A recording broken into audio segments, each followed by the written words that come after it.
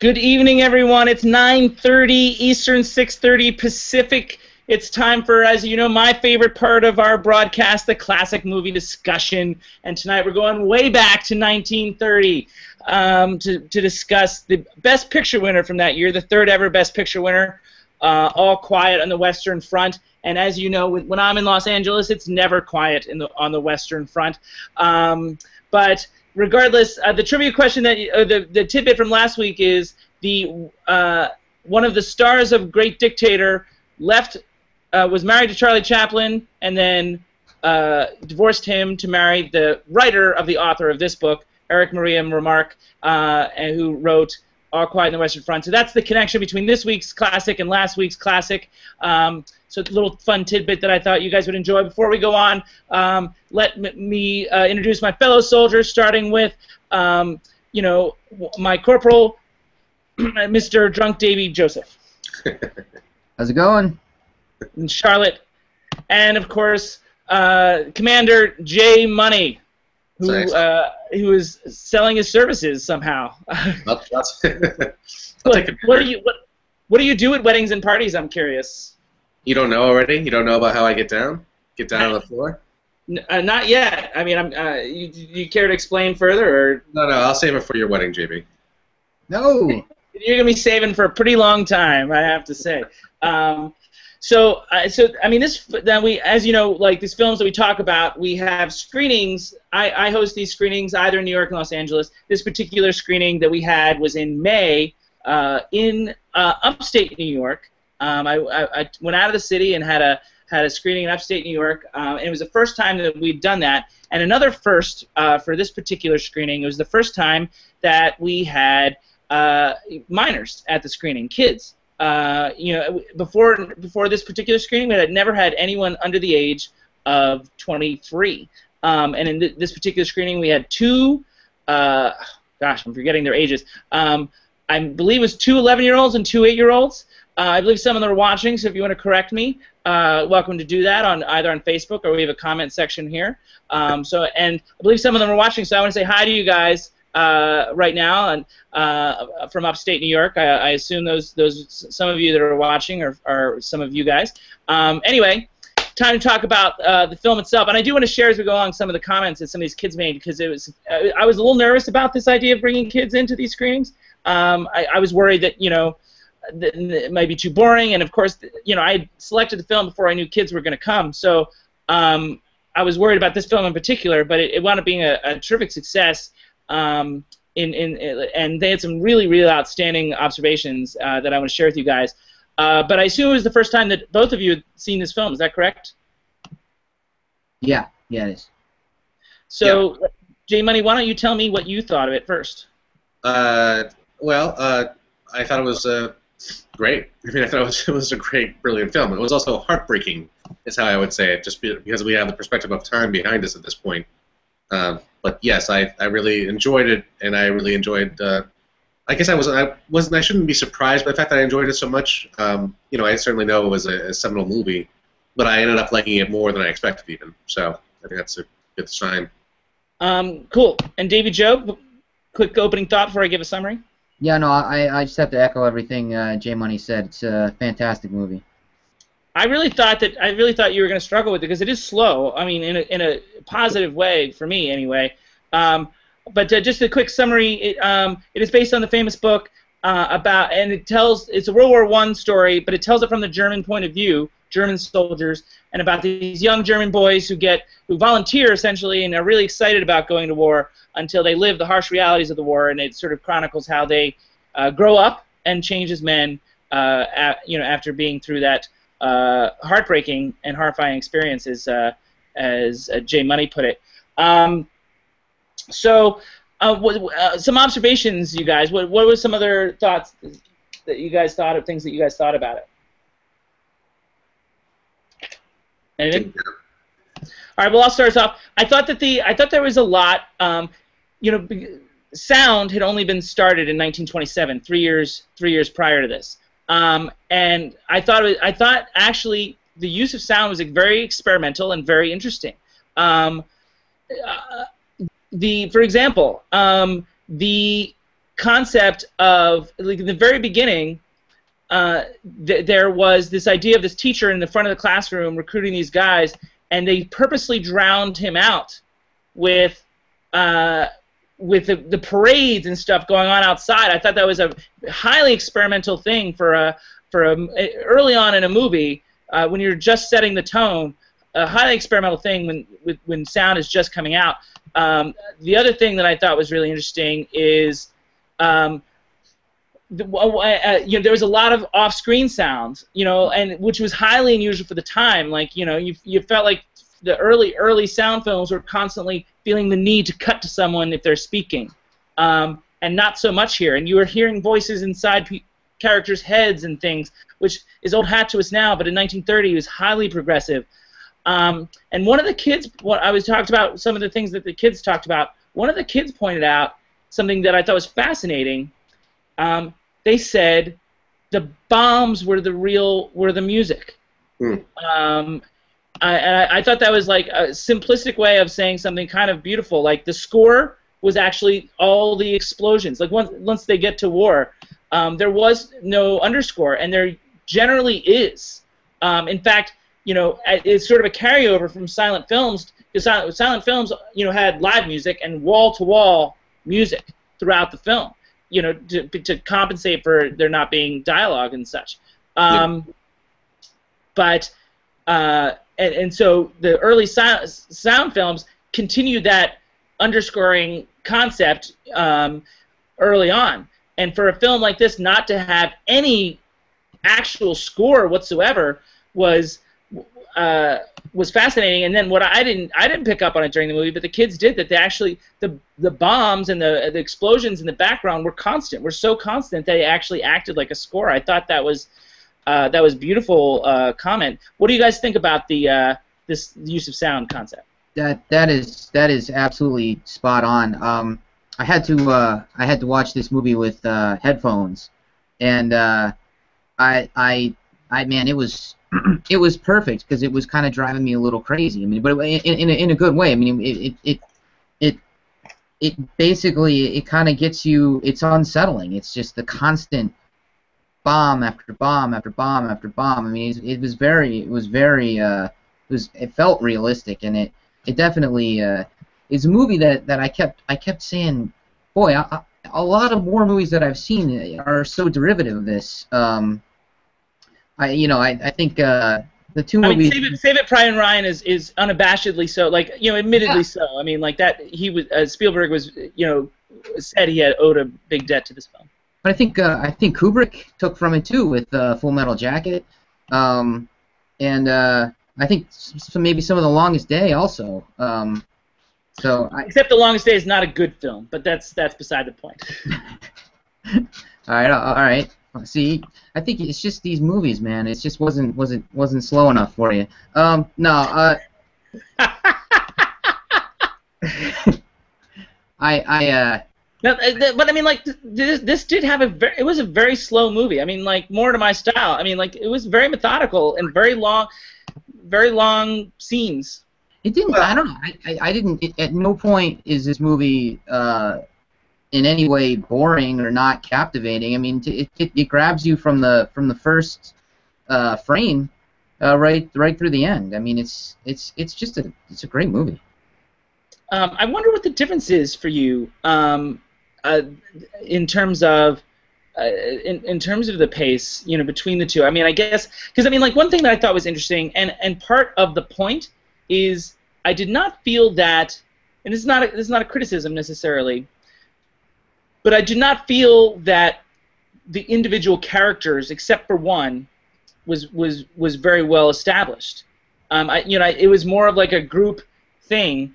But I mean, like, I don't feel like, I mean, like, I couldn't tell you the names of the characters from one or the other. I can barely tell them apart. I mean, like, and in the discussion afterwards, you're like, well, the one with the shoe, or the one that got stuck in the trench, who I guess was the main one. I mean, and it was there was one who remembered that there was one with the real boisterous personality that we all remembered his name at the screening, but at this time I can't remember his name. But I thought it was interesting that for the most part these boys were devoid of very specific personality traits. Yeah, no, I guess I can see what you're saying, but I think that that was, you know, maybe that was part of the process for them to show how, this machine, this sort of war industry took all these people, these young men who were so bright-eyed and eager, and devolved them and sort of broke them. And we saw what was essentially this early unit of youth and excitement from the classroom scene become, a series of gravestones, essentially. These characters that were, broken apart, scene after scene, from whatever that was thrown at them. And I feel like what rose to the top ultimately was the main character, because clearly, you were being taken through his journey specifically through this character who you're looking at right now, who was such a kind of a bright spirit within the rest of what was going on. I mean, I just cut to it, J Money. So this character that he's referring to is the one that everybody remembered. He sort of was like the one that had the boisterous personality. Where I do think you're right that by lumping these boys together in that way, it sort of suggested a union of sorts, like that they were all sort of like they were different, but they were the same type concept. Yeah, I mean, it's interesting to me because I think that we're touching on a lot of things about how this movie is so influential now, and I guess in a lot of ways it doesn't strike me, it didn't strike me at least at the time as much when I was watching about how progressive it was just in terms of movie storytelling in general. It certainly have a progressive idea behind it. I think it's unique for us to have seen a movie about pacifism ultimately, and a movie about conscious objection to war from that time period, because we certainly associate that time period as being a little more centric about war, and also we don't necessarily we tend to frame ourselves around the idea of World War II more than anything else. And here we're seeing this devastation of World War I, which nobody really talks about, and also we're seeing it from the German perspective, which is something that we would never see now necessarily. It's such a unique take on this entire situation that I think was very compelling from that point of view. But even beyond all that stuff, like we're saying, there was so much progressive things that were happening just within the actual movie itself. I mean, going back to the first scene you were talking about with the sound, also the fact that he is shooting almost entirely continuously through different frames was, I thought, a brilliant structure. That he started in a house, moved out, moved back into a window. That was something that blew my mind in a way, just knowing that happened at that time period. I mean, that was a really wonderfully orchestrated scene, visually and from the sound. Almost Griffith-esque in the amount of experimentation that the film is doing. Yeah. You guys remember the mirror scene by chance? Yes. Yeah, that was another fantastic scene, definitely. I mean, that was such a unique and interesting use of that idea. I don't think I've ever seen quite that done before. I mean, that really took me. Yeah, and here's a sampling of it. And these two characters, this is midway through the film, I want to say. They are they're talking a lot about the woman to the left of the mirror in this scene, but the camera stays focused on this reflection, almost sort of nostalgically, thinking about what they could have been, like themselves and what they could have been had they not gone to war. So many great ideas going on in this scene. What about? Do you remember this scene, Davey Joe? Yeah, I do remember it, and it's a great scene. It's funny. It's not one that stood out to me at the time, and now that you're talking about it, it's just coming clear to me that I really need to watch this movie again. Which, incidentally enough, it's interesting you mention that. That's exactly what one of the 11-year-olds said. Yeah. And I was so worried about this particular movie. What are you trying to say, man? And you can understand, first of all, 1930, slow. I mean, and I had not seen it before. This was my first time as well, experiencing it with them. So I wasn't sure what I was going to get, but I knew movies from 1930, so I was worried about its pace. I was worried about its subject matter. I knew it was going to be somewhat sobering. And the 11-year-olds in particular were apparently, fascinated by it, and, felt like, and they might be 13. I don't know why I'm vacillating between 11 and 13, but I would assume 11 because I was for one of them I was in the hospital room. So I can't believe that it would be 13 years ago. That's insane to me. So anyway, it was. I was surprised that it had that level of impact, that they wanted to watch it again and experience it again. I want to continue to talk about the experimentation a little bit. there's several battles, but there's one that's particularly long, and I thought it was fascinating in this sense that I don't know if you guys noticed this, but at one point we switched perspectives. Yes. And we are not on the German side anymore. And Right. he framed it in such a way, or staged it in such a way, where both the Germans and the Allies, I mean, like, it's not unclear if it's France, America, Britain, or whoever, probably a mixture, they're coming from the screen direction. Right. And in a way that seems like it's edited together in such chaos that I feel like it's very clear to me that the point is stripping down these nationalities, how they're dividing us in this way. And I've never seen, to this day, haven't ever seen anyone play with screen direction in such a way that had such a message. Because it's such like a, breaking the 180 line, like, is what we talk about, on set. It's something that we try to avoid. And they have these people coming in the same direction, sort of suggesting that they're not British Germans, they're just people. Right. And that landed so powerfully with me, and it just made me think, like, my gosh, there's so much experimentation going on in this movie that it was a mainstream movie. It was a popular book. It was a mainstream movie. I'm shocked that they had within the studio system had the ability to experiment it to this level. Do you guys? I saw you nodding, J Money. Oh yeah. I mean, the entire battle scene in general blew my mind because of what they orchestrated in that time frame. I mean, I'm surprised they were able to even pull that kind of thing off, basically the way they did. It was a very effective scene. It wasn't just a couple of explosions and some, gunfire. It took you through an entire exercise that to me seemed like it must have been a huge ordeal for them to film, but also it must have been incredibly dangerous for the actual actors themselves. Must have been a really intense thing for people to actually go through at that point with the technology they had, and it was incredibly effective. I mean, it was relentlessly violent in a way that I wasn't expecting for this kind of movie at this time period. One thing that I want to point out, the one of the 8-year-olds present thought that scene was very funny. I mean, in a good sense. I mean, I think, but I mean, like, it was more she was reacting to how stupid trench warfare, or the strategery, if you will, of trench warfare seems today.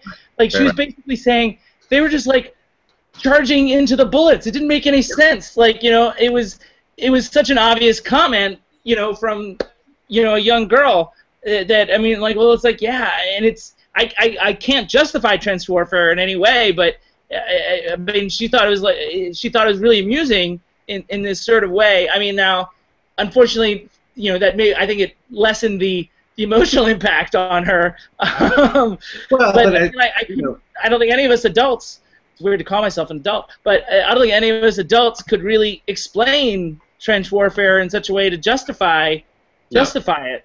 Well, I don't understand why it makes sense. I don't know if Davey Joe, you're enough of a war expert to really explain how that ever happened. No, I'm not. I'm not. But anyway. Ultimately, if the point of that scene was to show how futile the entire event was, then I think it worked, regardless of whether or not you see the humor in it, right? For sure. I just thought it was a fun little anecdote to share that she was giggling at the bodies flying. There is a Benny Hillish quality to everything that's going on, and that's part of the madness of the situation in general. I mean, I can understand where you actually might see some of the humor in the situation, but it was also just a surprisingly compelling and also a really long scene to kind of cut through, which made you feel like you actually went through something by the end of it, which is amazing. Agreed. They just long shot out. If we were on a field, it wouldn't have been anything, but they actually take you through it in a way that's really satisfying. And if I had to have one, I mean, like, I don't know if it really counts as a negative per se, but if I had one negative to share about the film, I mean, like, it is that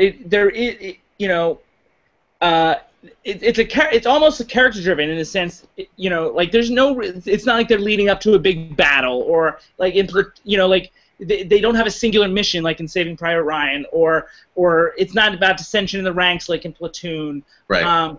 It's more anecdotal in that sense, which I don't mind in and of itself, but I mean, like, I'm almost going to sound like Davey Joe here. There was something sort of meandering about the way the plot developed. Now, there was so much interesting going on in the individual scenes that I think made up for that. But I mean, like, I wouldn't have minded, and I don't want to say a brisker pace necessarily, but certainly, I don't know. I mean, like, maybe it was a little, and you know, again, splitting hairs, because I mean, obviously, I'm a big fan of the movie, but a little sprawling for its own good. Like, maybe if it had a slightly more focus on individual character, like maybe on one, because I mean, like, I would say this character, and this is probably, the scene is one of the more famous scenes in the movie if you remember it, and it is sort of like its own little anecdote.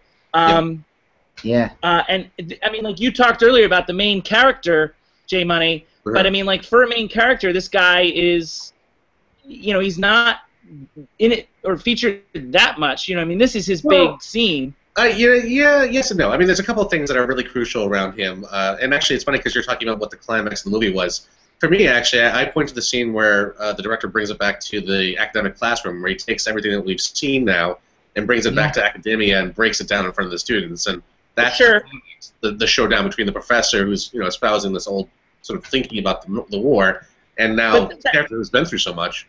And it was a mildly didactic scene, well, you know, so I mean, I didn't respond to that as much. Well, you know, when I watched it, the first thing I thought of was our conversation about The Great Dictator, and the scene at the very end that you guys were really upset about. I was curious how this scene gelled with that scene for you guys. If you felt like this felt better, or if you felt like it was just as contrived, or how you felt about it in general. I did feel better about this because it felt within the character. I mean, I think my issue with in The Great Dictator is the Jewish barber, like, hadn't said boo, you know, for much of the film, and all of a sudden, you know, is like a master orator. You know, like, it didn't seem within his character to like, regardless of how true the words were. I felt like this character earned the words, but I mean, like, there was this element of preachiness, and it was also significantly shorter than The Great Dictator's speech. And I think if I remember correctly, as he started, he almost doesn't he stop himself, you know, from continuing on or getting too angry. He just, like, storms out of the room towards the end. Am I remembering correctly? There's a couple starts and stops. I mean, he starts and then he stops and then he starts into it again. Yes, I definitely think it's less didactic than that moment in The Great Dictator. I think I use the phrase mildly didactic, and I'll stick with that. Okay, fair enough. There was another scene that was kind of like that, though, where they start talking about I don't know, with the chancellor or whatever the leader of Germany was called back then. They start talking about Kaiser. The Kaiser. Yeah, Kaiser. And that kind of felt a little. I thought about you during that scene. I thought, I don't know if this is gonna click with JB. This is a little. It's a little. It seemed a little heavy-handed, but I liked it. I just thought the way they, I don't know, the script. I like that you know me well enough now after 13 episodes that you can that you can anticipate my reactions. That's so adorable. It was all right, or? I mean, for the most part. I mean, I think I've explained myself for the most part. Yeah, I mean, like, little moments like that bothered me. Like, overall, obviously, I mean, I just want to be clear that I'm a big fan of the film, but I mean, like, you know, like, minor reasons why maybe there are other movies that I respond to more, but I mean, so overall impressed with this film. It's because it's funny. I wanted to prepare the kids that were at the screening for what they were going to see, because I anticipated that I asked them to name the oldest movie that they've seen, and I mean, I think a few of them had seen one of the Wizard of Oz, and not even all of them, and that was 1939, and very few of them had seen many black and white films at all. So I warned them that a lot of the takes would be long, you know, like, because that was common in the 30s, you know, like, they didn't cut it as much, wide shots, you know, very theatrical staging, not a lot of close-ups, not very fast editing, I said a lot of music, and it was interesting that almost within a minute or two, everything I had said had been was wrong. Because I mean, like, almost immediately in that classroom scene, I don't know if you remember, there's these quick Dutch angle close-ups of these characters combined with, you know, this experimental sound of what they're thinking and experimental sound in the background. Everything that I had said about 30s movies and prepared them for was wrong. Yeah. in a way, this film was like 50 years ahead of its time in some ways. Almost, maybe not, because I think if they made this film in 1980, and they did actually do a remake in 1979, but if they made this film later, it almost would be too experimental, like that, for audiences to digest for some of these things. I'm not even joking. You're laughing, but No, I wonder if that's the case. I think you may very well be right. You know, it seems like it definitely it seems like it's maybe ahead of us now in a lot of ways. And it's also, it did something that I don't know that we could ever, to do a movie about the German point of view like that. I don't know that we could. I don't even know if I would accept that. I mean, like I made the comment in the room at the screening that it would be like us, because I mean, the film took place in 1917 and was made in 1930, or it came out in 1930, so 13 years.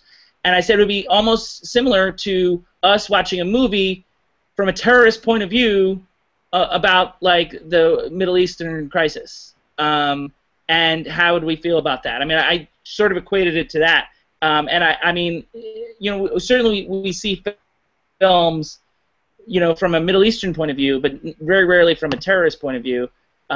So, and I wonder if that would be accepted in any great way. Yeah, no, that's absolutely true. Although, I mean, I think that, you know, this movie is a lot about how the ideology of war in general is not necessarily a thing to be celebrated, and it's, you know, our war fronts in general have become more complicated. And I'm not trying to get into a political discussion here, and I'm also not disagreeing with you, but I think it's interesting that it's addressing an idea of war that even now to us is a little bit foreign, a little bit dated. But the movie itself has a lot of really modern things to say about war, and it still is an incredibly relevant movie. And it's, you know, shockingly relevant, and like I was saying at the beginning of the show, depressingly relevant, because there were so many things that still hit home, even, you know, almost 80 years later. That's kind of upsetting. It's the same thing with we talked about the Great Dictator. This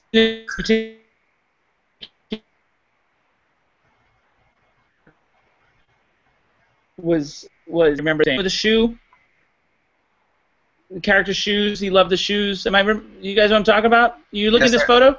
Yep. Yeah.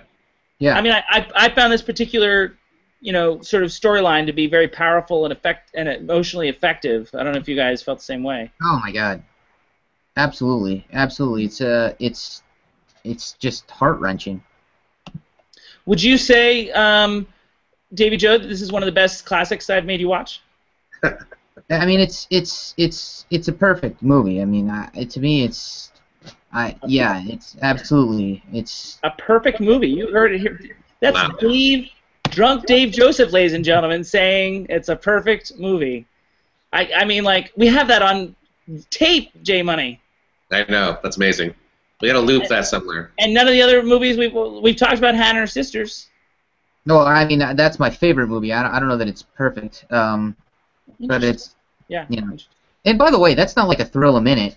You talking about the pace? Yeah. It's pretty brisk, though. It's pretty brisk pace. I mean, like, I do think Woody Allen tends to move things along, and you know, because he's comedy, it's comic pacing. So I've got some tidbits before I get to those. Do you guys have anything else that you noticed or recognize? Any other notes that we didn't cover? We've got about a minute left before I go to brackets. I have a quick question just regarding your audience, because I mean, you know, the story is something I was familiar with from grade school. We did actually have to read part of the book, if not all of it, at one point. I think when I was in 7th or 8th grade. So I'm just curious if any of the students, you know, any of the kids that you were talking to had come across the material at all before. They had not. No, I did not read it in high school. And I mean, I also wondered at age 11 or 13, whatever they're at, like if they'd really. I mean, that seems like more of a high school book, doesn't it? I went to a private school, so maybe it came a little earlier for us. Oh, he just threw it down, kid! Oh, wow! And that is Davy Joe and I went to public school, so clearly there's no issues with public schools. Public schools are a great source of education. I just make that point right here and now. You know, ignore the man, you know, with the candles, with the candelabra. He's a little hoity-toity. Davy Joe, any last things you want to say before I go bracket? No, I think you covered it. Couple of fun things that I thought you might want to know. There is a sequel to this film. There's a sequel to the book, which they also made into a film. It's Eric Maria Remarque wrote it. It's called The Road Back, and it was also made into a film in 1937. Obviously not as successful, but I mean, like, it's well reviewed, the film. I've not seen it myself, but it does exist. So if you guys, since you liked it so much, if you're curious, because I did go back. I don't know if I told you, I went back and did watch the Saturday Night Fever sequel out of curiosity. So we can talk about that another day. But the other thing that just like last time's Indie, The Great Dictator, this film was banned in Germany. And when certain distributors you might now, you'd have to understand where Germany was to understand why it was banned. Like, you understand why The Great Dictator was banned in Germany in 1940. Sure. But for a film about World War I, told from the German perspective, and for the most part, doesn't say anything bad about Germans, the German people at all. For this movie to be banned in 1930 in Germany, you have to understand that the Nazi Party was just starting to rise, and Goebbels himself was in charge of stopping exhibitions of the movie, and he would do so by releasing mice into any theater that they found was screening the film, because that's their cue to start the brackets. But because the film was so anti-war that Hitler and Goebbels had enough foresight to know that they wanted the German people to be pro-war, and so it's interesting that the movie was controversial in that way. So those are my tidbits. Do you have any comments on that? You guys look fascinated. No, I didn't know any of that, so that was interesting. That thing about the What? I can't tell if you're actually interested. I am. God. The thing about the mice is a little suspect. That's all I gotta say. The thing about the mice is a little what? Suspect. I don't know about the facts on that one. Where did you get the fact checked on that one? The interwebs. Yeah, well, I want it to be true. I definitely want to. I mean, I had it from multiple sources on the interwebs. If that makes you feel better. Well, then I hope it's true, because that's hilarious. One way or the other. Hilarious and sad at the same time. Well, all right, kids, it's time now for the classic movie showdown. It's our favorite. Well, this whole segment's one of my favorites. Do you guys want the rules again, or do you want to just go into it? Just go into it. Oh, go for it. So, No. I mean, very basic. What's that, Davy Joe? Yeah, tell us about it. Okay, well, I will pull up the rules, and they are as follows. So you just see them for yourself real quick. Both films in the classic movie showdown have to be screened within a 12-month period. At screening presence, which has come up like maybe once or twice since we've started the No Name Cinema Society. And so anyway, we are doing the 30s bracket tonight, and so obviously All Quiet on the Western Front is from the 30s, and here you can see the bracket. All Quiet on the Western Front is a 2-seed, and it goes up against a 15-seed, A Night at the Opera, which we screened last July at the very apartment that you're looking at right now in Brooklyn, New York. J Money was at the Night at the Opera screening. Do you have any thoughts? Before we compare the two, do you have any thoughts from your memory of that particular screening? I really enjoyed A Night at the Opera, definitely. It was the first time I'd seen the film. I'm pretty sure it was the first time I'd seen the film. And, I think it's a great movie in and of itself. It's very much a great example of what the Marx Brothers were doing, perhaps the highest pillar of what they were doing, and I wish I could remember more about it right now. But I remember that I found it very amusing. There were a couple of really key funny scenes that I'm sure we're going to talk about shortly, and everybody should definitely see it. Davy Joe, did you watch it for the first time this week? No, I did not watch it at all. I'm sorry, but I am interested to see it. We even had extra time. I know. I'm sorry. But yeah, I will check it out at some point. David Joe, I think you would like it. I think it's fast. I'm sure I would.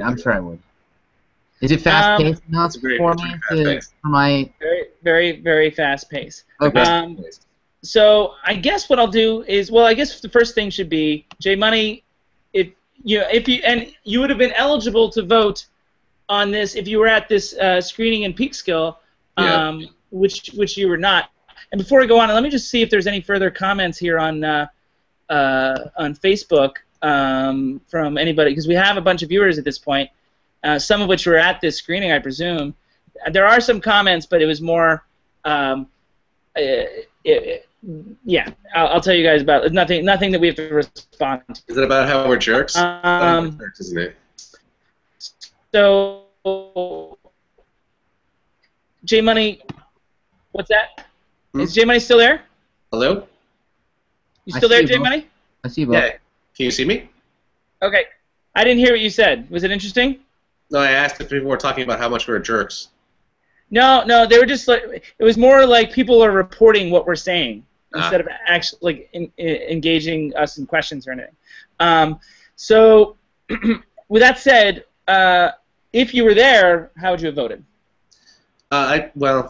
It's hard to. No, I probably would definitely vote for All Quiet on the Western Front. I just think it's there's more substantial qualities to it. Ultimately, it's more maybe important, but also it had more things to show me. It had much more interesting visual tricks.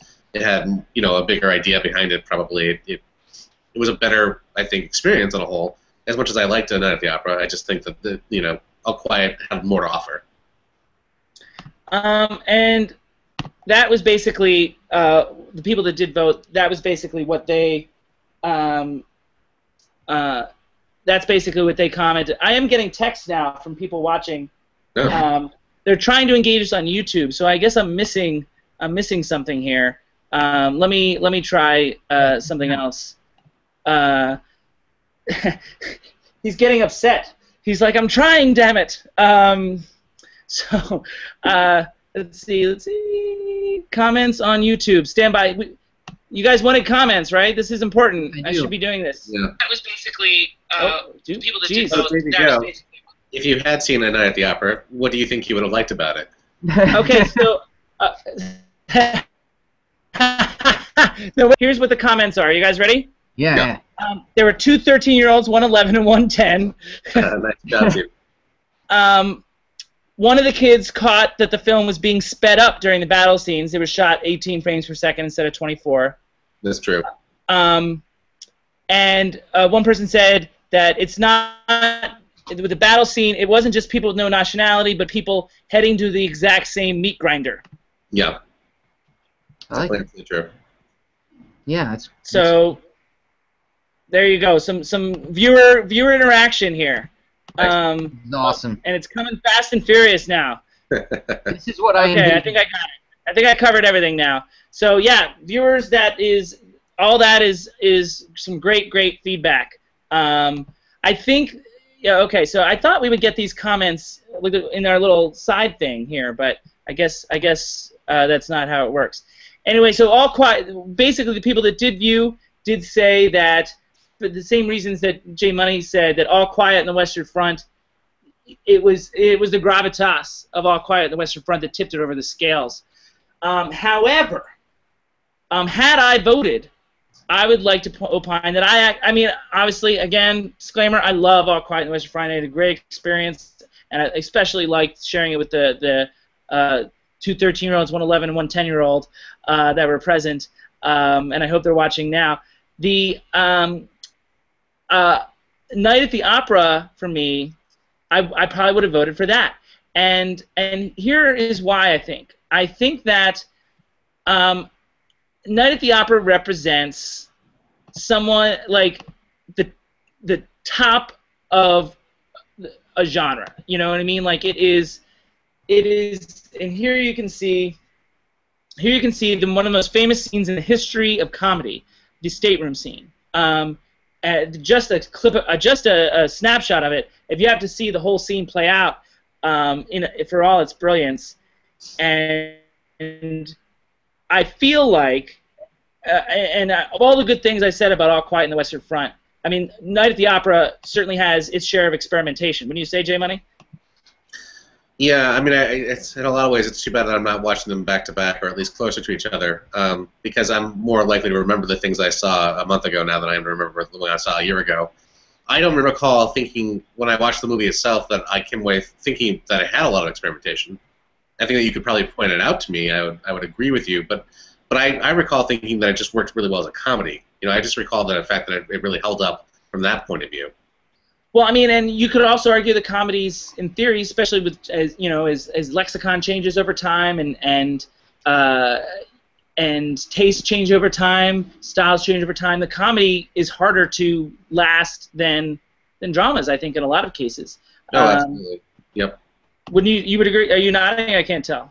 Yes. Yeah. Yeah. With that in mind, I feel like. And it was a close vote for me. Again, All Quiet wins. All Quiet advances. I'm just sort of opining this would be my vote. That if that were the case, it would be. I just feel like Night at the Opera is more impactful within its genre, slightly ever so, than All Quiet is in its like it is so important to the development of film comedy, and I mean All Quiet's important too, but I feel like Night at the Opera is seminal and is pretty briskly paced for a film from what was it 1931 or something, or what did we say it was, or maybe it was a little later, I can't remember. 1935. So anyway, that's what I probably would have barely voted for Night at the Opera. It's a very close call, but quite frankly, in these bracket combinations, the close calls are the best, the most interesting discussions. And I'm almost disappointed that Davy Joe wasn't able to participate.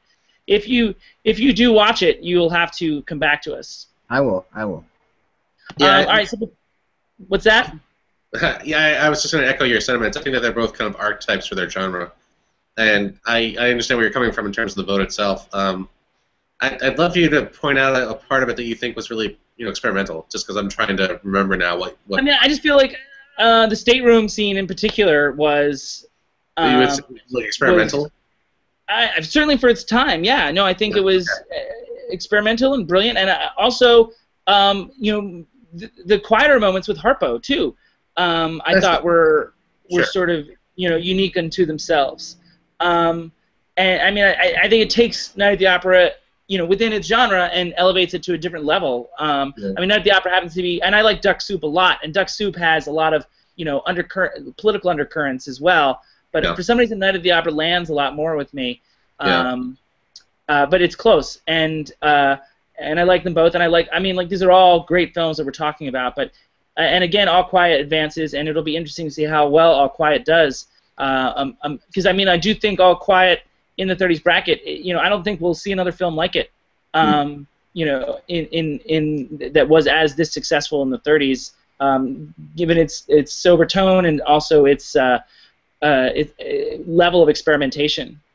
I want to get to our new segment. Before we do, let me just, since we've been eager for viewer interaction over the last few weeks, I just wanted to make sure, do one last check to make sure that I see if there are any more here. Does that make sense to you guys? Yeah, we've been hoping for this since we've started. So yeah, the one update is that one of the kids has gone to bed that was watching. So they sleep well. The 13-year-old is still watching. So everyone say hi to Madeline. Hi, Madeline. Hi. And we hope you enjoyed our little discussion, and we hope you enjoy what's coming up. And quite frankly, I don't really know what's coming up. It's going to be our new segment, a bit of an experiment. I don't know what's going to happen, but it is time. Oh, I guess I have. I don't know if I got the new one. Version, but that's okay. I swear, Davy Joe, I guess I didn't get the new one. I swear to you, I didn't know that was happening until it happened. All right. It's true. I can do a quick search. I You know what? I'm Let's just jump into it, man. Let's just jump into it. Right, Okay, so this is a new segment. This is and Madeline says hi back, incidentally, to all y'all. Great. Nice. So this is a new segment that was going to be, what is it, Davy Joe's Diatribe? Is that what we eventually called it? I don't know what we landed on. Yes. Whatever it was not this. This was meant as a joke, and I guess it's saved to my pictures instead of the proper one, and that's what J Money gets for doing the joke. I blame J Money. Finally. But anyway, this is a free-form conversation that Davy Joe is going to take over. Davy Joe, take it away. Basically, what I was thinking was it'd be nice if we just had a segment here where we could kind of talk about things that we've seen lately and kind of give whether we recommend it or not, whether it's something that we think is worth pursuing. But basically, just to kind of give you an idea of where we're at, what we're seeing. And to the extent that we have things we want to talk about, this could be kind of interesting, or it could be kind of quick. But I'll start it off. Davy Joe, what have you seen? Yes, thank you. I've seen. All right, I'm just gonna run down. Saw Loveland Mercy. It's the Brian Wilson biopic. What did we land on in the Oscar show? The Oscar preview. Biopic. Is that what we're going with? Biopic sounds better. I prefer biopic myself. All right. JV, do you have an opinion on this? I know you do. Oh. Did we fall asleep? Yeah, I'm with biopic. Whatever. Biopic. All right, biopic. All right, there it is. Biopic. Biopics have it. All right. So this is the Brian Wilson biopic, and I liked it. I liked it a lot. This is one of the best movies I've seen all year. I highly recommend it. John Cusack and guy whose name I didn't write down apparently. It is. It's an interesting movie. It kind of goes back and forth to back when Brian Wilson was making music, making like pet sounds, and then later in his life when he had sort of fallen into mental illness. And Paul Giamatti plays a crazy doctor, and just really gets to ape out, and it's a great movie. It's definitely one that I highly recommend.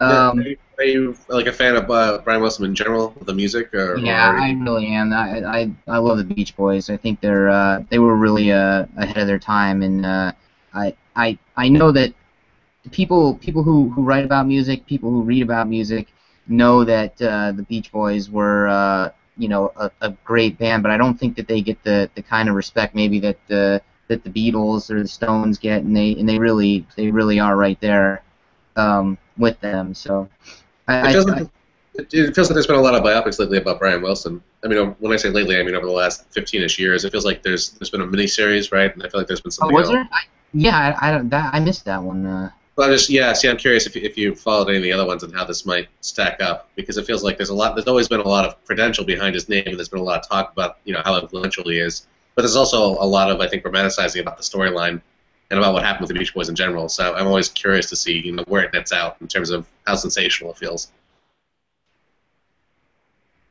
Oh wow, you cut out there for a second, but. Yeah. All right. We'll move on to the next one. It was the 100-year-old man who climbed out the window and disappeared. This is I think a Swedish movie. I saw this in the theater here just down the road. And it's kind of like a Forrest Gump kind of thing, except with an older gentleman who basically is getting into all these kind of crazy situations throughout history. It's kind of a funny movie. It was all right. I don't. You don't have to see it, but it's definitely it's worth checking out if you get a chance. Saw Ted 2, which is obviously the Seth MacFarlane movie with Mark Wahlberg and Amanda Seyfried. That's a follow-up to what you just described. That was the contrast in styles there. yeah, it's completely profane and disgusting and hilarious. If that's your kind of thing, then definitely check it out. Um, Terminator Genesis. Oh, Something I wanted to talk about with this movie is did you guys see the trailer for this? I have. And how it just kind of blew is I don't know. I mean, can I talk about it since it was in the trailer, or it's like the whole the whole point of this movie is You wrecked. talk about that. Yeah, all right. So basically, John Connor's a bad guy in this movie, and they show that in the trailer, and I think kind of an egregious thing for them to have done, but whatever. I've heard a lot of people kind of complain about this franchise in general. It's just kind of basically all they can really do is play with the timeline and just change something, and basically what you do is you kind of like negate all the other movies, every movie. Yeah, well, this is. Actually, what I heard was that it was kind of the Star Trek approach to what happened with Terminator. Like they're sort of starting over now with a reboot in a sense. Exactly. Sort of all the other movies, which is Exactly. they want to do that, whatever. It's a 30-year-old franchise. They can do whatever they want. That's true. It's 30 years. Yeah, it's an action movie. There's a lot of explanation in the beginning of the movie that I really needed to see, and I couldn't because there was I saw it more like the assigned seating and then the waitress and anyway, there was a controversy over someone being in the wrong seat and them saying that their seat was broken, so they sat in that seat, and it was. So anyway, I'm not sure I approve of the whole restaurantization of movies, but whatever. Well, that's JB. Haven't you been to a lot of theaters like that lately?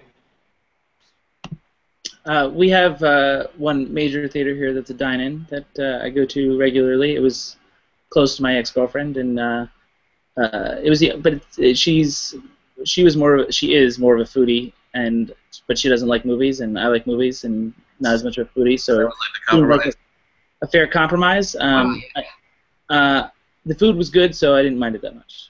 But did you find that waiters got in the way? Because I've actually also had this experience with when I've seen. That's my only real complaint about it. But I mean, like the theaters that I went to also had the reclining chairs in addition to the good food. Yeah. So it seemed like and also a lot of space. Yeah. It's a trade-off. I mean, like I don't like the price, I don't like the waiters, I like the food, and I like the seats. So that's where for me. Like the thing that stuck out the most was the fact that by the beginning of the third act, that's when everybody got their check. So that was kind of a sign that the movie was coming to an end.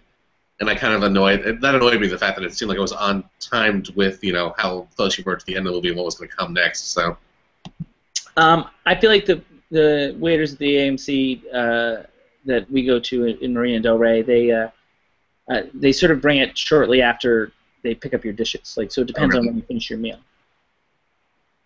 So the check drop I find to be distracting, but yeah.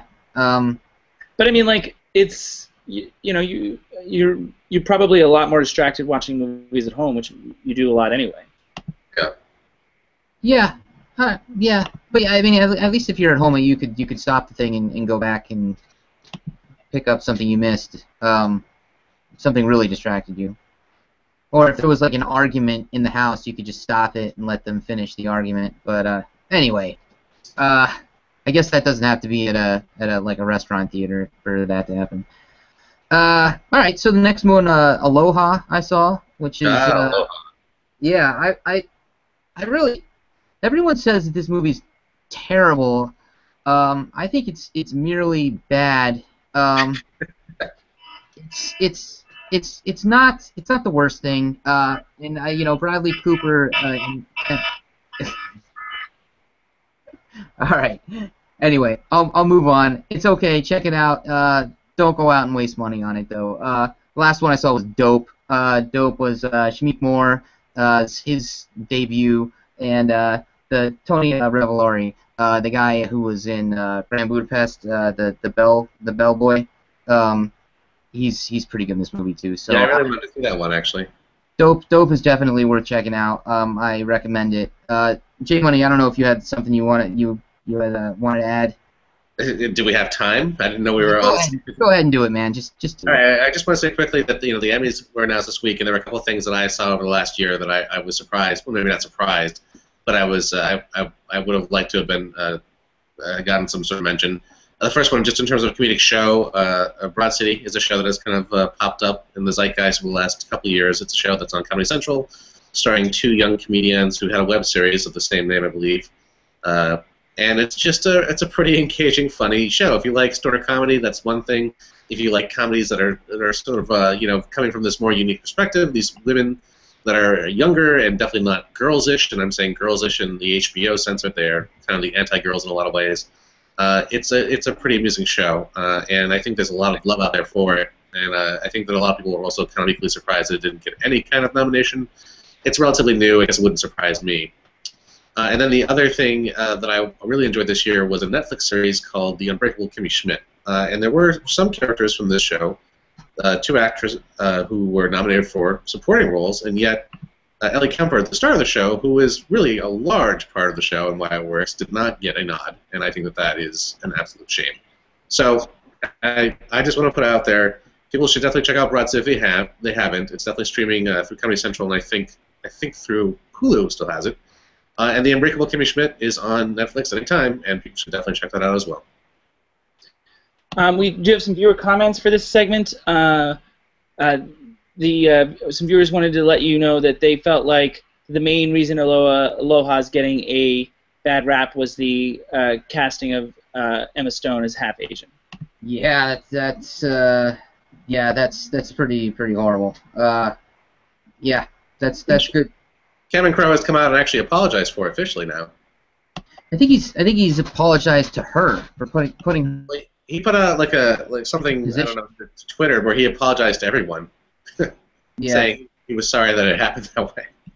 Everyone apologizes so much anymore, especially via Twitter, that how much weight does it actually hold? It just gets them out of trouble for a modicum amount of time. Well, I mean, do you think that he was maliciously trying to do something there? I mean, I don't think there was subversive intent. Of course not. Oh, okay. Yeah, no, I think it was maybe just kind of an oversight, or he didn't think it through, maybe, or I don't know. It didn't go over well apparently. So, all right, JB, yeah, take it away, man. That was our first efficient. I found it. I found the actual graphic. It's Davie's diatribe, everybody. There you have it. The first ever Davie's diatribe, and one more viewer said, not that it was actually a bad. Not that it was a good movie before Emma Stone, but that just added to its horribleness. Another viewer said. That closes us out of Davie's diatribe. Do you guys have closing thoughts on the evening overall? Good show, gentlemen, as always. Good discussions. I would love us to see more terrible, terrible movies to discuss. Yes. Let's do that. As I mentioned earlier this evening, next week's movie is going to be Southpaw, and it will be 1 week. I know we've been doing 2-week breaks, but because of our virus last week, we are coming back on Tuesday, July 28th at 8:30 Eastern, 5:30 Pacific, and we're going to be, not doing a superhero movie or an animated movie for once. An actual, I guess it's a drama, and it's directed by Antoine Fuqua, which makes me nervous. But regardless, I do like Jake Gyllenhaal, and it should be an interesting film. Southpaw is our movie for next week, and we do know the indie in this classic, but we'll do some teasers over the course of the week about those films. But definitely tune in. Southpaw opens this Friday, July 24th. That's where I got the 24th from, and we'll review it on Tuesday, July 28th, 8:30 Eastern, 5:30 Pacific. Stay tuned to Facebook for links. Guys, anything else you want to say, Davey Joe? No, it was a good time. J Money? I just want to say that I wish I had Davy Joe's curtains. There you go. Can you mail them to him? I cannot. We should do a full show from that house in Charlotte, North Carolina. Yeah, man. All right. I want to say thank you to our viewers. Thank you to those the Peekskill that participated. Thanks to everybody that made comments. I hope you guys watch next week and continue to comment. Maybe you guys can watch Southpaw too and talk about it. We look forward to it. Thank you very, very much, everybody. No Name Cinema Society, episode 13 out. See you at the 14th.